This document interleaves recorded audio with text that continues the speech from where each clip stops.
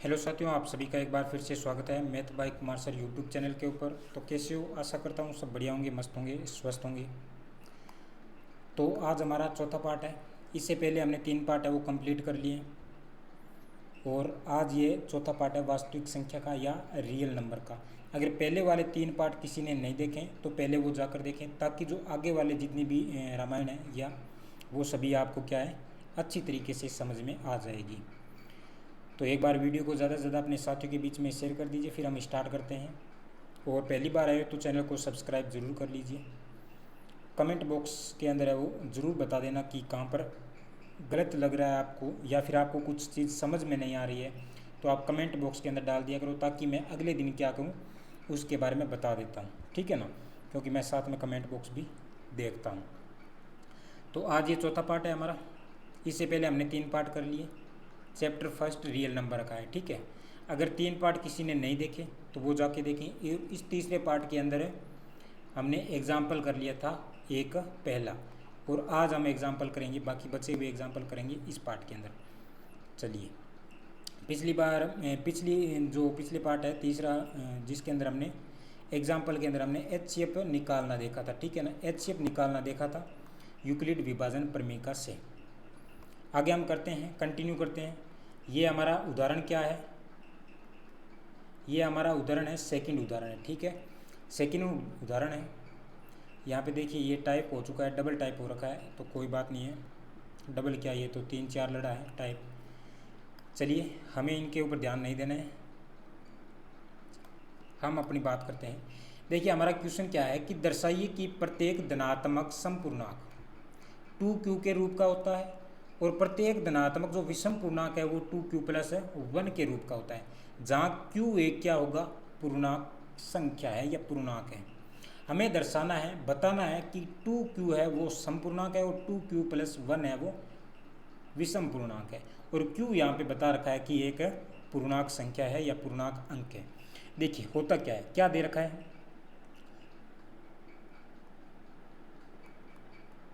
धनात्मक समपूर्णांक, धनात्मक सम पूर्णांक दे रखा है। क्या दे रखा है? धनात्मक सम पूर्णांक, धनात्मक सम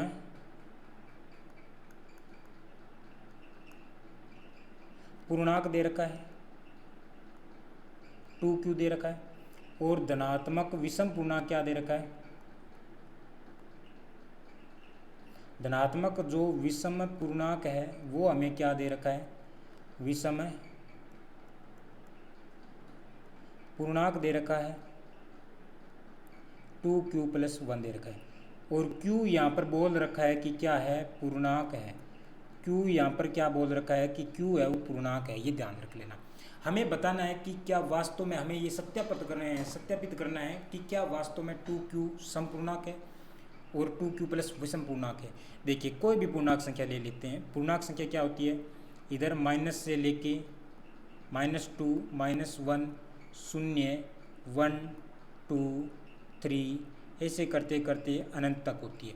इनमें से कोई भी ले लेते हैं। यहाँ पर धनात्मक का बोला है तो हम धनात्मक लेते हैं, हम धनात्मक विषम पूर्णांक लेते हैं। ठीक है, तो यहाँ पे अगर हमने लिया q का मान अगर 0 रखा तो क्या प्राप्त होगा, अगर q का मान 1 रखा तो क्या प्राप्त होगा, और q का मान अगर 2 रखते हैं तो क्या प्राप्त होगा, और q का मान अगर 3 रखते हैं तो क्या हमें समपूर्णांक प्राप्त होता है क्या।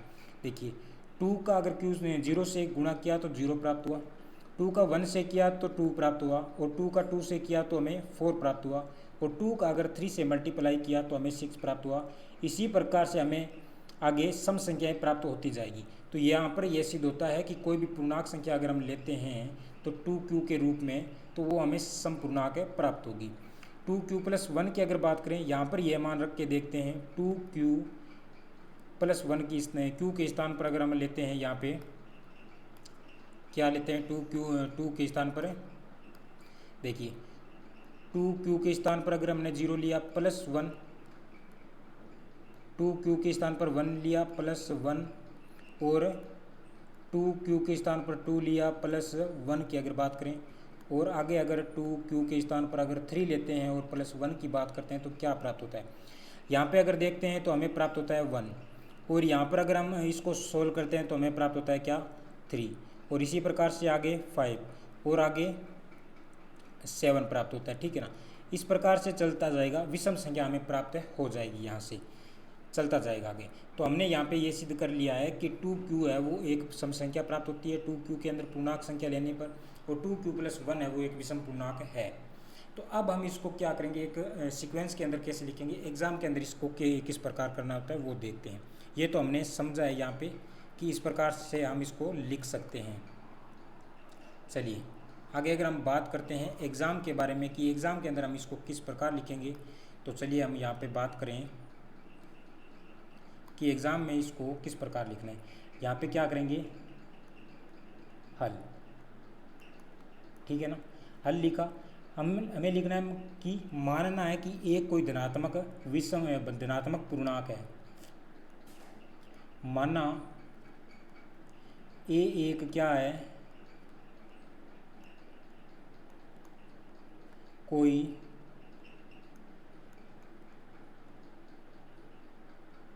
धनात्मक पूर्णांक है, एक धनात्मक पूर्णांक है ए तथा बी। अब हमें बी क्या है, देखो बी मैं आपको बता देता हूँ कि बी हमें क्वेश्चन से ही निकालना पड़ेगा। हमें पता है ना यूक्लिड विभाजन परिमिका क्या होती है, ए बराबर बी क्यू प्लस 1 है, ये यूक्लिड विभाजन परिमिका है। यहाँ पे बी दे रखा है, तो इस बी का मान हमें क्वेश्चन के अंदर दे रखा है। क्वेश्चन में पहले सम संख्या क्या बोल रखी है 2q और 2q + 1 दे रखा है। तो q के गुणा में जो भी है वो b होता है, तो यहाँ पे 2 के गुणा में 2 है, q के गुणा में 2 है, और यहाँ पे q के गुणा में क्या है 2 है। तो हमारा b क्या हो जाएगा, हमारा b है वो 2 हो जाएगा। ठीक है ना, तो b बराबर 2 में यूक्लिड विभाजन परिमिका से यूक्लिड विभाजन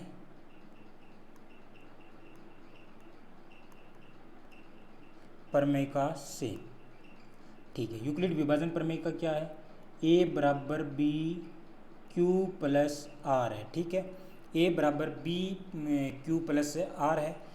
अब इसमें अगर हम मान रखते हैं b बराबर 2 रखने पर, b बराबर 2 रखने पर की अगर हम बात करें तो a बराबर 2q + r प्राप्त होता है।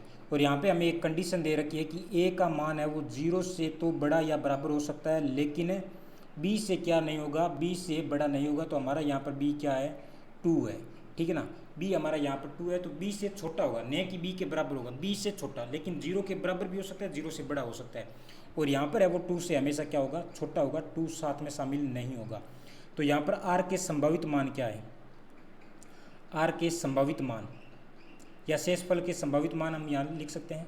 शेषफल के संभावित मान,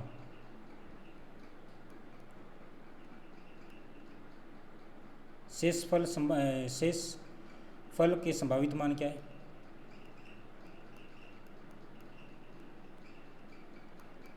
क्या क्या मान हो सकते हैं, r बराबर 0 शामिल है, 1 शामिल है, क्या 2 शामिल है, का 2 शामिल है क्या, बिल्कुल नहीं है, क्योंकि 2 अगर बराबर होता ना यहाँ पे तो 2 शामिल हो सकता था, लेकिन यहाँ पर बराबर नहीं है तो 2 शामिल नहीं है, इसलिए 2 को नहीं लेना है। ये देख लेना, 2 को नहीं लेना है, यहाँ पे बिल्कुल नहीं लेना है 2 को। 0 और 1 यहाँ पे शामिल होगा। आगे मैं अगर एक पेज ले लेता हूँ उसके ऊपर हम करते हैं बढ़िया से। चलिए यहाँ पे ये पेज ले लेता हूँ मैं।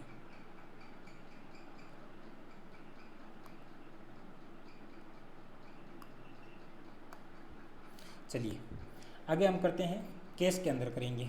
ठीक है ना, देखो मैं अगर है ना यहाँ पे इसको क्या करता हूँ, इसको समीकरण है वो क्या मान लेता हूँ, इसको समीकरण फर्स्ट मान लेता हूँ, फर्स्ट समीकरण मान लेता हूँ, और फिर हम आगे करते हैं। हम मानते हैं केस फर्स्ट, पहले केस फर्स्ट को सोल्व करते हैं कि r बराबर 0 रखने, r बराबर 0 हो तो क्या करना है, r बराबर 0 हो तो अगर r का मान हम 0 लेते हैं तो क्या होता है, r का मान आर बराबर 0 हो तो क्या करेंगे, समीकरण किससे, समीकरण 1 से, समीकरण 1 से क्या दे रखा है समीकरण 1 में, समीकरण 1 में हमें मान रखना है a बराबर 2q। देखो यहाँ पे समीकरण 1 हमारा क्या है, ये है ना, a बराबर 2q प्लस r है, r का मान हमें 0 रखना है, यहाँ पे r का मान हमें 0 रखना है, प्लस r का मान 0 रखा तो a हमें जो प्राप्त हुआ है वो क्या प्राप्त हुआ है, 2q प्राप्त हुआ है, ठीक है ना, 2q प्राप्त हुआ है। अतः हम लिख सकते हैं, चूंकि r यहाँ पे क्या है, 2q क्या है, 2q है वो 2 से विभाजित है, 2 से क्या है, 2 से विभाजित है, 2 से क्या है, विभाजित है। कैसे है विभाजित, देखो 2q दे रखा है ना, तो 2q को मैं अगर 2 से भाग दूं तो बिल्कुल जा रहा है, यानी 2 से विभाजित है 2q। तो हम लिख सकते हैं अतः 2q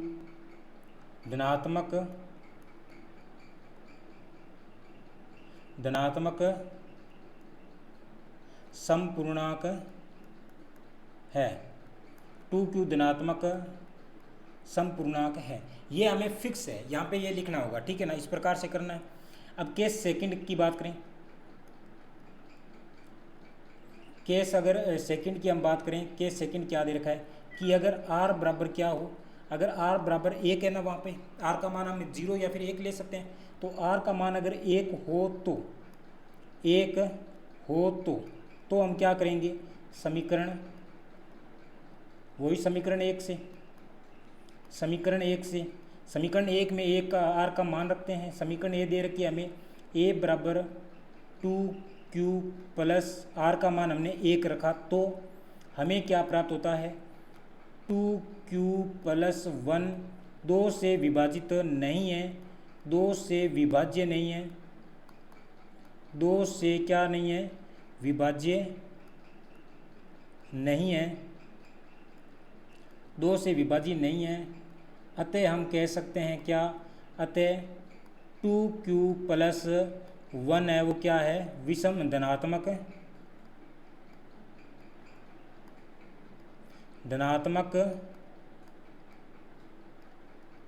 विषम पूर्णांक है, धनात्मक विषम पूर्णांक है, ठीक है ना। इसी प्रकार से आपको करना है। देखो हमने क्या देखा यहाँ पे, पहले हमने क्या, ये फिक्स है, ये 2 लाइन है, वो ये जो इतना है ना, ये आपको फिक्स लिखना ही लिखना है, इतना आपको लिखना ही है क्या, कि माना a कोई धनात्मक पूर्णांक है, a तथा b का मान यहाँ से प्रश्न में दे रखा होगा, वही करना है हमें। सबसे पहले यही काम करना है कि b का मान निकालें। मैं यूक्लिड विभाजन परिमिका से, यूक्लिड विभाजन परिमिका हमें क्या दे रखी है, यूक्लिड विभाजन परिमिका हमें ये दे रखी है, ठीक है ना, a बराबर बी क्यू प्लस आर दे रखा है, तो b का मान है वो r रखने पर a बराबर 2q प्लस आर, और यहाँ पर r के संभावित मान क्या हो सकते हैं, 0 या 0 के बराबर और 2 से क्या होगा, छोटा होगा, ठीक है। तो शेषफल r के संभावित मान 0 या फिर 1 हो सकता है, यहाँ पे 2 शामिल नहीं किया गया, ठीक है। आगे हमें क्या करना है, यहाँ पे देखिए कि r बराबर 0 लेने पर अगर, तो समीकरण 1 में r का मान हमने 0 रखा, तो a बराबर 2q प्राप्त हुआ, और 2q 2 से विभाजित है। यहाँ पे हमें क्या प्राप्त हुआ, 2q प्लस 2 हुआ, 2q प्लस 1 प्राप्त हुआ, जो 2 से विभाजित नहीं है। एक संख्या कट सकती है, लेकिन यहाँ पे दोनों संख्या कटनी चाहिए। अगर यहाँ पे 2 होता तो 2 हम काट सकते थे, लेकिन यहाँ पे 2 नहीं है, तो इस प्रकार से ये क्या नहीं है, विभाजित नहीं है, ये क्या नहीं है, विभाजित नहीं है, ठीक है ना, ये हम लिख सकते हैं यहाँ पे, ठीक है। अतः 2q प्लस 1 धनात्मक विषम पूर्णांक है, और इसी प्रकार से हमें अगले क्वेश्चन भी इसी प्रकार से करना है। तो चलिए देखते हैं अगला क्वेश्चन। अगला क्वेश्चन क्या बोल रहा है, उदाहरण तीसरा हमें दे रखा है कि दर्शाइए कि एक धनात्मक विषम पूर्णांक 4q प्लस 1 या 4q प्लस 3 के रूप का हो सकता है, जहाँ q एक पूर्णांक संख्या है। पहले तो मैं आपको ये बता देता हूँ, एक पेज ले लेते हैं, कोई भी एक पेज ले लेते हैं, ये जैसे हमने एक खाली पेज ले लिया। यहाँ पे अगर हम बात करते हैं, देखो क्वेश्चन हमें पता है क्या है, धनात्मक क्वेश्चन को एक बार देख लेते हैं। क्वेश्चन दे रखा है कि धनात्मक विषम पूर्णांक, हमें यहाँ पे विषम पूर्णांक लेना है। विषम पूर्णांक 4q+1 या फिर 4q+3 हो सकता है। देखिए क्या हो सकता है, क्या विषम पूर्णांक की बात कर रहे हैं ना, विषम पूर्णांक की बात कर रहे हैं ये। यहाँ पे विषम पूर्णांक की अगर हम बात करें, क्या हुआ,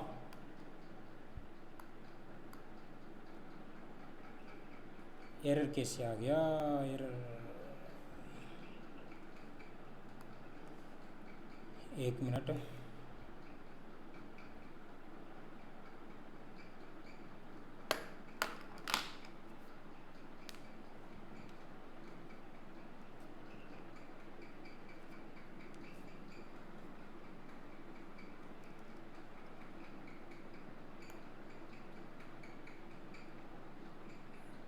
चलिए क्वेश्चन आप किताब में भी देख लेना, यहाँ पे थोड़ी मिस्टेक हो चुकी है, वो क्वेश्चन डिलीट हो गया, तो हम यहाँ पे सीधा ही कर लेते हैं। हमें पता है कि हमें पूछा क्या है, मैं आपको प्रश्न बता देता हूँ, पढ़ के भी बता देता हूँ। प्रश्न में दे रखी है कि दर्शाइए कि एक धनात्मक जो विषम पूर्णांक है, क्या बात कर रही है, विषम पूर्णांक की बात कर रहा है। विषम पूर्णांक 4q+1 या फिर 4q+3 के रूप का हो सकता है, 3 के रूप का हो सकता है, ये बात कर रहा है यहाँ पे, ठीक है ना, ये बात यहाँ पे कर रहा है। तो हमें सत्यापन करना है, इसका सत्यापन करना है, क्या 4q+1 और 4q+3 विषम पूर्णांक ही है। देखिए अगर हमें यहाँ पे क्या b का मान हमें पता है, q के गुणा में होता है वो b का मान है, तो b का मान हमें पता है क्या है, 4 है। b का मान हमें क्या पता है, 4 है। तो हम कोई भी विषम संख्या ले लेते हैं, जैसे मैंने विषम संख्या ले ली 4 से बड़ी, जैसे ले ली मैंने 5 और 2 संख्या लेते हैं, 5 व 1 हम 7 लेते हैं, ठीक है ना। तो इसका सत्यापन करते हैं हम। हमने 5 के अंदर 4 का भाग दिया तो 1 बार गया, 4 आया, शेषफल 0 बचा, ठीक है ना, तो शेषफल 0 बचा। तो हम यहाँ पे क्या लिख सकते हैं, हम यहाँ पे लिख सकते हैं, सत्यापन किया हमने कि ए हमने क्या लिया 5 बराबर हमारा ए हमारा 5 है, बी हमारा क्या है 4 है, गुणा भागफल क्यू हमारा 1 है, प्लस हमें क्या प्राप्त हुआ 1 प्राप्त हुआ। यानी ये रूप हो गया ना 1q+1, यहाँ पर ये रूप आ गया, तो बिल्कुल ये हो सकता है। अगर हम 7 की बात करते हैं, 7 को हम लेते हैं और 4 से डिवाइड करते हैं तो क्या प्राप्त होता है, तो 7 से अगर हम बात करें तो 1 बार जाएगा, 4 आया, और 7 में से अगर हमने 4 माइनस किया तो हमें क्या प्राप्त होता है, शेषफल रिमाइंडर जो r प्राप्त होता है वो 3 प्राप्त होता है। तो हम यहाँ पर भाज्य की बात करें तो हमारा भाज्य क्या है, a हमारा 7 है बराबर b हमारा क्या है 4 है, गुणा a हमारा क्या हो गया, a हमारा q हो गया, और यहाँ पे हमें क्या प्राप्त होता है 3 प्राप्त होता है। ये हमारा a क्या है q है, ठीक है। इसी प्रकार से हम कोई भी ले लेते हैं, अगर 7 और 9 की बात करें, वह 9 की अगर हम बात करें तो क्या प्राप्त होता है, देखिए 7 का हमें यहाँ पर 3 प्राप्त होगा। अगर 9 एक विषम संख्या है ना, तो 9 को अगर 4 से भाग देंगे, डिवाइड करेंगे तो 8, शेषफल हमें 1 बचा। यानी कोई भी विषम संख्या के अंदर हम इस b का भाग देंगे, 4 का भाग देंगे, तो हमें क्या प्राप्त होगी, विषम संख्या जो शेषफल है हमें 1 और 3 ही प्राप्त होगा, इसके अलावा कुछ नहीं मिलेगा हमें। ये हमने सत्यापन है वो कर लिया इसका, कि यहाँ बिल्कुल ये इस रूप का हो सकता है विषम पूर्णांक, ठीक है ना। तो अब हमें क्वेश्चन के अंदर किस प्रकार करना है वो देखिए। यहाँ पे तो हमने ये कर लिया, यहाँ पे तो हमने ये कर लिया, ठीक है ना। चलिए तो मैं इसको क्या करता हूँ, थोड़ा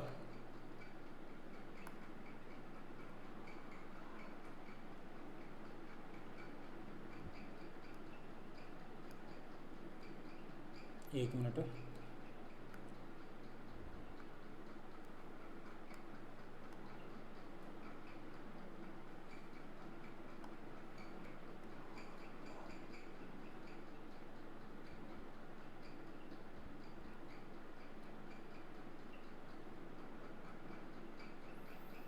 चलो पूरा हो रहा है, कोई ना, हम यहाँ पर करते हैं। अब हमें यहाँ पे क्या करना है, इसको सोल्व करना है, इसका सत्यापन करना है। सत्यापन हमने कर लिया कि बिल्कुल हाँ ये इस प्रकार का होता है, ठीक है ना। ये हमने देख लिया, सत्यापन कर लिया ना इसका। अब हम यहाँ पर करते हैं, हल करते हैं। तीसरा उदाहरण है, ये भी देख लेना। उदाहरण हमारा तीसरा है, ठीक है। हल में देखो क्या लिखना है, हल देखना है हमें। वही बात लिखनी है पहले तो, घिसी पिटी वही जो रिपीट करना है वापस, कि माना ए क्या है, ए धनात्मक पूर्णांक है। विषम पूर्णांक लिख सकते हैं, ए धनात्मक विषम पूर्णांक है।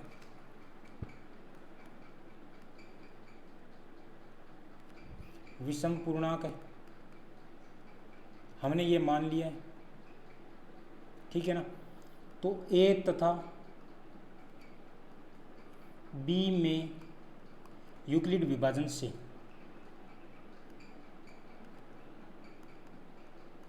यूक्लिड विभाजन प्रमेय से, ये इतना हमने कर लिया, इतना बिल्कुल आपको करना ही है।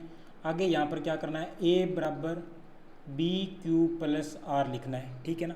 b का मान हमें पता है, b बराबर यहाँ पे आप लिख सकते हो, b का मान हमें क्या पता है, 4 पता है। तो a बराबर 4q प्लस आर लिखना है। और यहाँ पर लिखना है r की शर्त क्या दे रखी है, r का मान या तो 0 या 0 के बराबर हो सकता है या 0 से बड़ा हो सकता है। लेकिन b हमारा क्या है, 4 है, तो 4 से हमेशा छोटा होगा।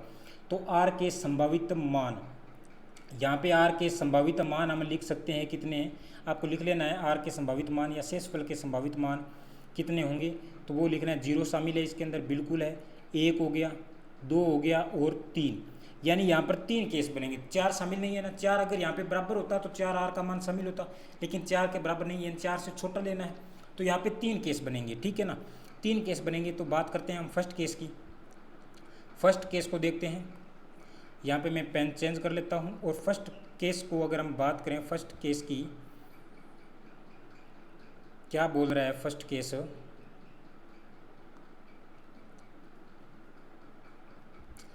चलो मैं रेड पेन कर लेता हूँ यहाँ पे, ठीक है, ठीक है ना। फर्स्ट केस देखिए,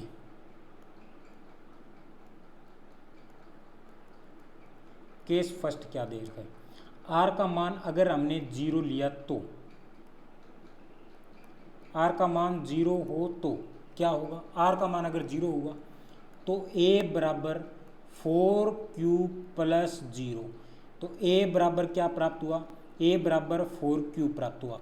q 2 से विभाजित संख्या है, तो यहाँ पे हम लिख सकते हैं चूंकि 4q 2 से विभाज्य है, 2 से क्या है, विभाज्य है, 2 से विभाज्य है, अतः 2 से विभाज्य है, अतः 4q एक ऐसी है सम संख्या है, 4q धनात्मक समपूर्णांक है या समपूर्णांक है, लिख सकते हैं यहाँ पे आप लिख लेना धनात्मक समपूर्णांक है। क्या है, धनात्मक समपूर्णांक है, धनात्मक समपूर्णांक है, ठीक है ना, धनात्मक समपूर्णांक है। ये बात हमें लिखनी है, इतना हमें इस प्रकार से करना है। देखो एक एक केस बना के हमें करना है, ठीक है ना।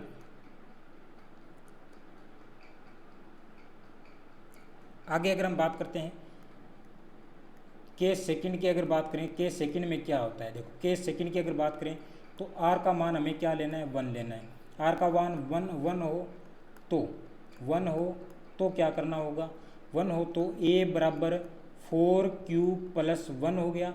अब 4q प्लस 1 के अंदर है वो, ये 2 से विभाजित नहीं है, चूँकि 4q प्लस 1 2 से क्या नहीं है, विभाज्य नहीं है, 2 से विभाज्य नहीं है, 2 से विभाज्य नहीं है, ठीक है ना।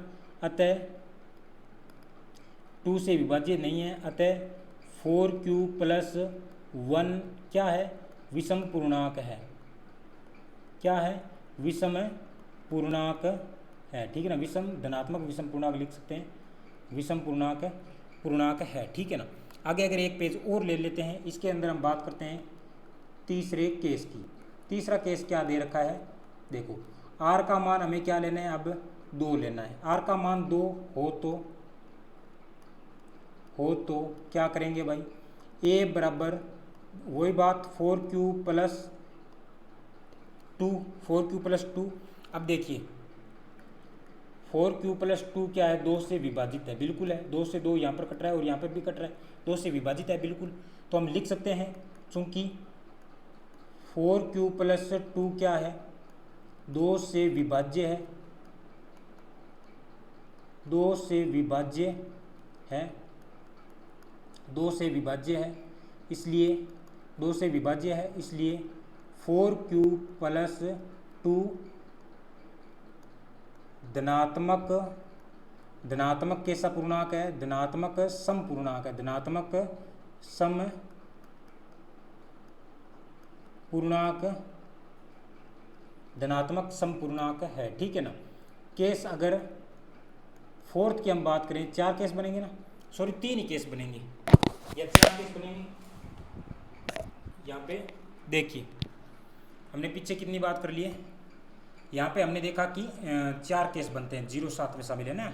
तो चौथा केस क्या है, चौथे केस में दे रखा है आर का मान अगर हम क्या लेते हैं, आर बराबर अगर हम लेते हैं 3 हो तो, आर का मान 3 हो तो क्या होगा, ए बराबर 4q प्लस 3, ये होगा ना।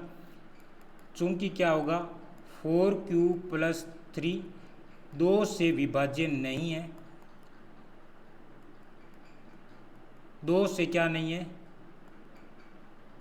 विभाज्य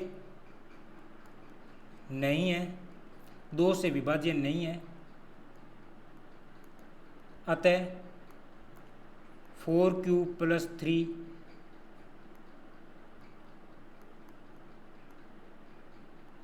धनात्मक विषम पूर्णांक है।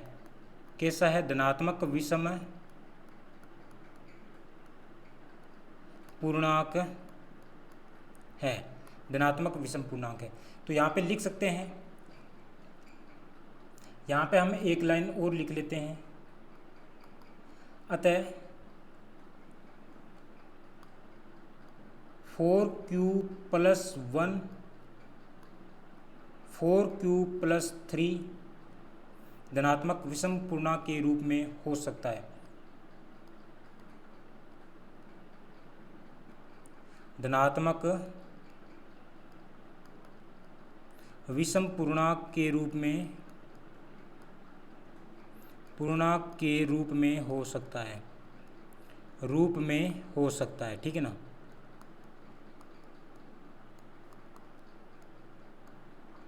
ये बात हमें यहाँ पे इतनी लिखनी है, बस इसी प्रकार से आपको बाकी सोल्व करने हैं, कुछ नहीं है दोस्तों, बस रटना है थोड़ा, ये बात ध्यान रख लेना। पहली प्रश्नावली ही इस प्रकार से है कि इसमें हमें रटाफिकेशन थोड़ा ज़्यादा करना है, ठीक है ना, और बाकी ऐसा कुछ नहीं है। देखो हमने जो क्वेश्चन तो वो यहाँ से गायब हो गया, पता नहीं कैसे हो गया, लेकिन पिछले मैं यहाँ सीधा मैंने लिख लिया है कि यहाँ पे प्रश्न दे रखा है, मैं और भी पढ़ लेता हूँ अगर आपको समझ में नहीं आया। प्रश्न उदाहरण तीसरा में दे रखा है कि दर्शाइए कि एक धनात्मक विषम पूर्णांक 4q या फिर 4q प्लस 3 के रूप का हो सकता है, 4q प्लस 1 या 4q प्लस 3 के रूप का हो सकता है। हमने यहाँ पर इसका सत्यापन भी कर लिया, हमने यहाँ पे क्या किया इसका सत्यापन किया कि हाँ बिल्कुल ये इस रूप का हो सकता है, इसके अलावा और आप किसी के रूप का भी नहीं होगा ये, ठीक है ना। विषम पूर्णांक की अगर बात करें तो यहाँ पे हमने क्या देखा, बस ये लाइन आपको फिक्स है कि माना ए धनात्मक विषम पूर्णांक है, ए तथा बी बराबर 4 में यूक्लिड विभाजन प्रमेयिका से, यूक्लिड विभाजन हमें प्रमेयिका क्या दे रखी है, ये दे रखी है, ठीक है ना, ये हमें यूक्लिड विभाजन प्रमेयिका दे रखी है।